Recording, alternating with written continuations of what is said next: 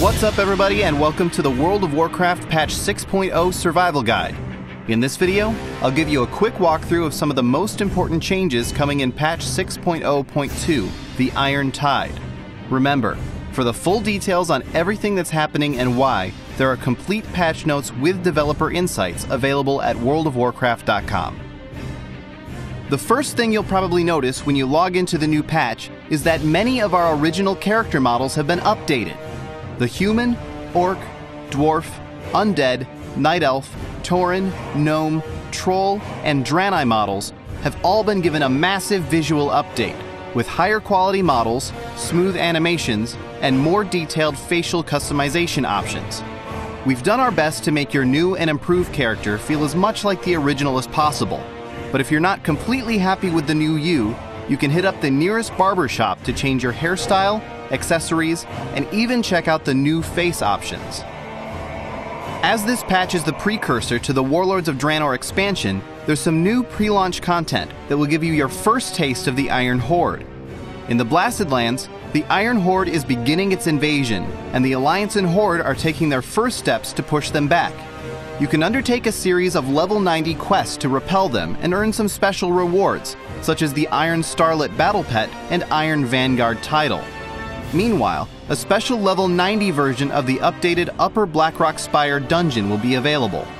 That version of the dungeon, as well as the Blasted Lands rewards, are only available until Warlords of Draenor launches, so be sure to check them out. The next thing you might notice is what we're calling ability pruning.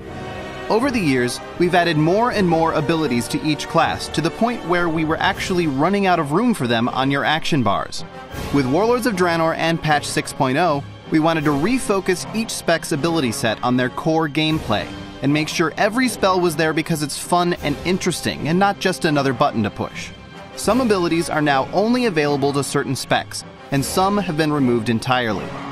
We also took a hard look at crowd control abilities, and thinned those out substantially, especially in PvP, where it can be frustrating to lose control of your character for extended periods of time. Patch 6.0 also includes some major changes to gear. The biggest one is what we've been referring to as the stat squish. Each new expansion has brought exponentially higher numbers, both on your gear and in the amount of damage and healing you deal or receive. We wanted to bring those numbers down to earth a bit, so we've gone through and adjusted gear from previous expansions to scale at a more reasonable rate. The end result is that you'll see a lot lower numbers on your gear and in the amount of damage or healing you do.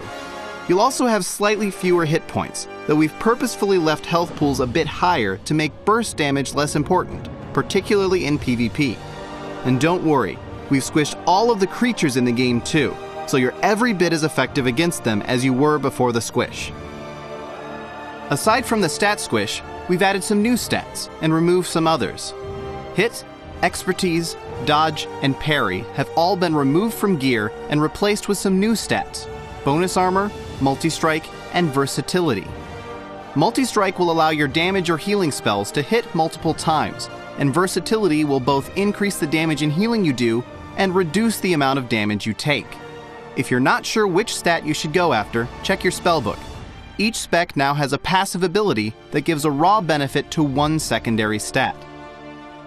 Bonus armor is a new stat for tanks that will reduce the amount of damage you take, and only appears on rings, necklaces, cloaks, and trinkets.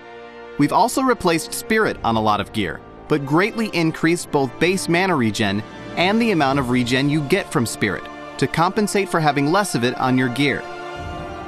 Valor and Justice points have been removed from the game, and any Valor or Justice points you had have been converted into gold. Most of the stuff you used to buy with Valor or Justice, you'll now buy with gold instead, with a couple of exceptions. Item upgrades can now be purchased with lesser charms of good fortune at 50 charms per upgrade. Heirlooms are still available via honor points, the Darkmoon Fair, and the Argent Tournament in Icecrown, but the NPCs that sold them for Justice points have been removed temporarily while we work on the Heirloom Collection feature for a future patch.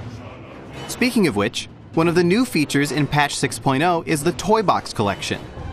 Here, you'll find all of the fun little toys you've picked up, such as the flippable table or the puntable marmot, instead of having to carry them around in your inventory. You can open the toy box by pulling up the Collections window and clicking on the Toy Box tab. Patch 6.0 also includes our brand new Pre-Made Groups feature. You can find it by opening the Group Finder and selecting Pre-Made Groups.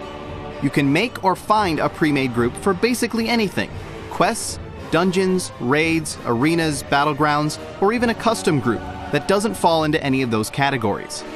It's a great way to find new people to play with, or get into content that doesn't work for random matchmaking. If you're into PvP, you should also check out the new Skirmish feature, which will allow you to queue up for unranked 2v2 or 3v3 arenas, either by yourself or with some friends.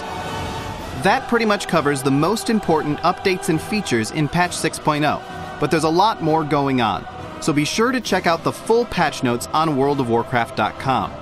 It'll give you a complete listing of everything that's changed, along with insight and explanations directly from the development team. Thanks for watching this video, and we'll see you in Azeroth.